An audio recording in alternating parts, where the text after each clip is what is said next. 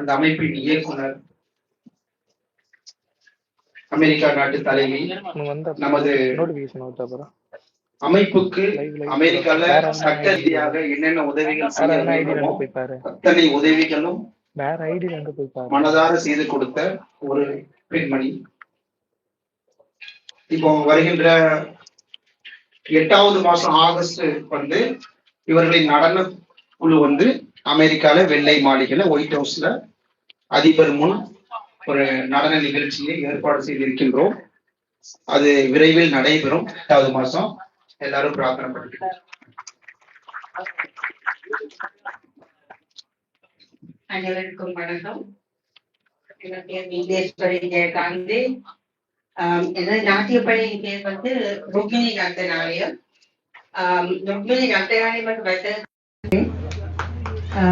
அது மட்டுமல்ல, இவர் டாக்டர் ரஷ்மி முனி அவர்கள் என்னை தொலைபேசி மூலம் அழைத்த போது அமெரிக்கா நாட்டுக்கு இந்த உலக தமிழ் கலைக்கழகத்துக்கு என்னை ஒரு அதிபராக தேர்ந்தெடுத்துள்ளார்.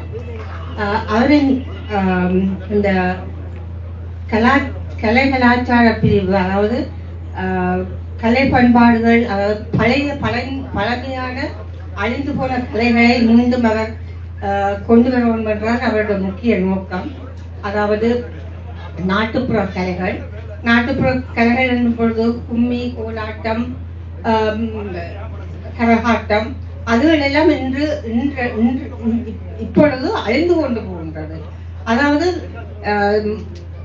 சிறுவர்கள் எல்லாரும் சினிமாவில் தான் மோகத்தை காட்டிக் கொண்டிருக்கிறார்கள் தவிர எங்களுடைய கலை பண்பாடை மிகவும் குறைவாகத்தான் பேணி காத்துக் கொண்டு வருகிறார்.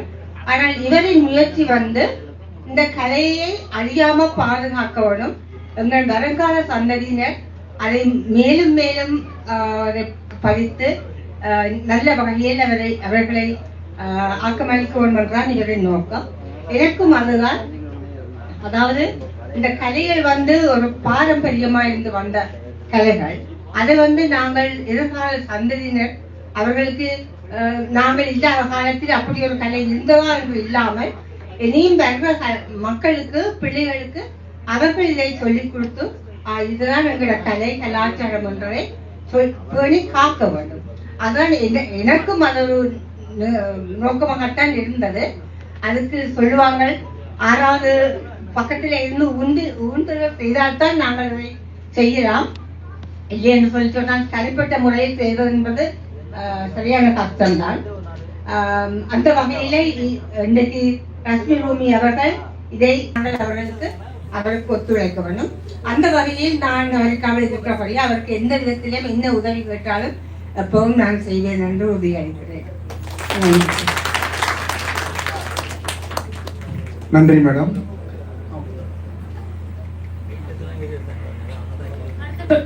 அடுத்தபடியாக சிறப்புரையாற்றுவதற்காக டென்மார்க் மாநகர தொழிலதிபர் திரு கிளாடி ஜெரால்ட் அவர்களை அன்புடன் மேடைக்கு அழைக்கின்றோம்.